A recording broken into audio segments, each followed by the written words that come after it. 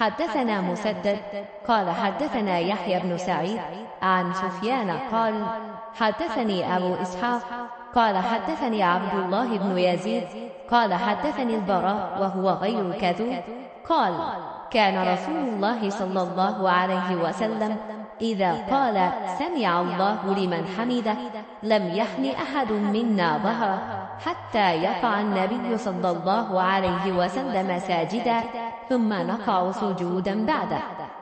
حدثنا أبو نعيم عن سفيان عن أبي إسحاق نحوه بهذا.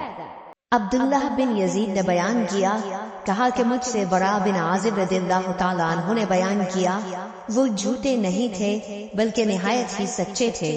उन्होंने बताया कि जब नबी सल्लल्लाहु अलैहि वसल्लम समी अल्लाहु लिमन हमिदा कहते तो हमसे कोई भी उस वक्त तक न झुकता जब तक आ हुजूर सल्लल्लाहु अलैहि वसल्लम सिजदे में न चले जाते।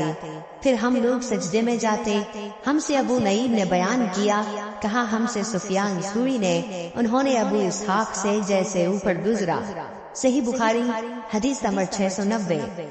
حدثنا حجاج بن منهال قال حدثنا شعبة عن محمد بن زياد سمعت أبا هريرة عن النبي صلى الله عليه وسلم قال أما يخشى أحدكم أو ألا يخشى أحدكم إذا رفع رأسه قبل الإمام أن يجعل الله رأسه رأس حمار أو يجعل الله صورته صورة حمار।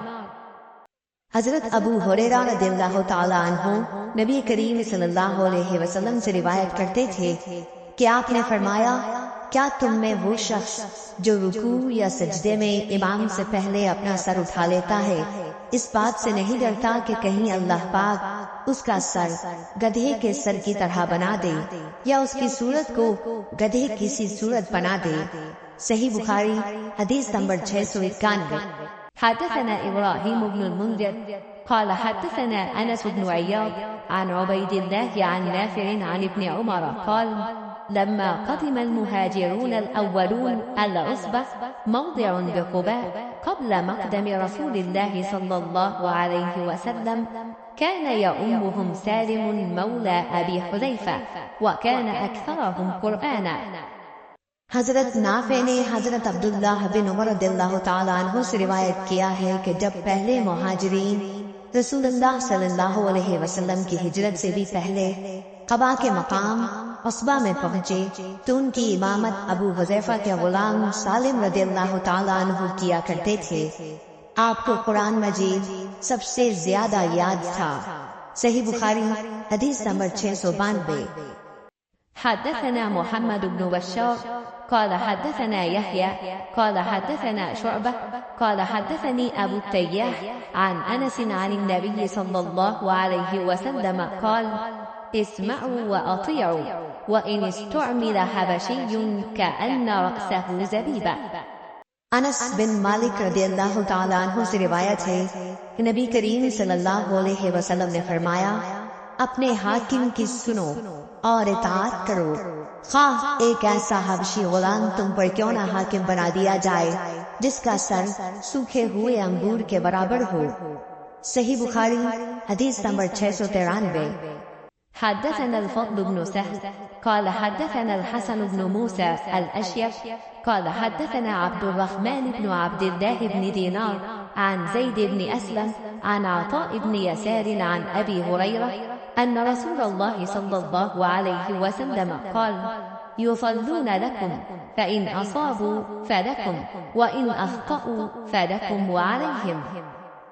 हजरत अबू हुरैरा रदियल्लाहु ताला अन्हु से रिवायत है कि रसूलुल्लाह सल्लल्लाहु अलैहि वसल्लम ने फरमाया कि इमाम लोगों को नमाज पढ़ाते हैं, बस अगर इमाम ने ठीक नमाज पढ़ाई तो उसका सवाब तुम्हें मिलेगा और अगर गलती की तो भी तुम्हारी नमाज का सवाब तुमको मिलेगा और गलती का वबाल उन पर रहेगा।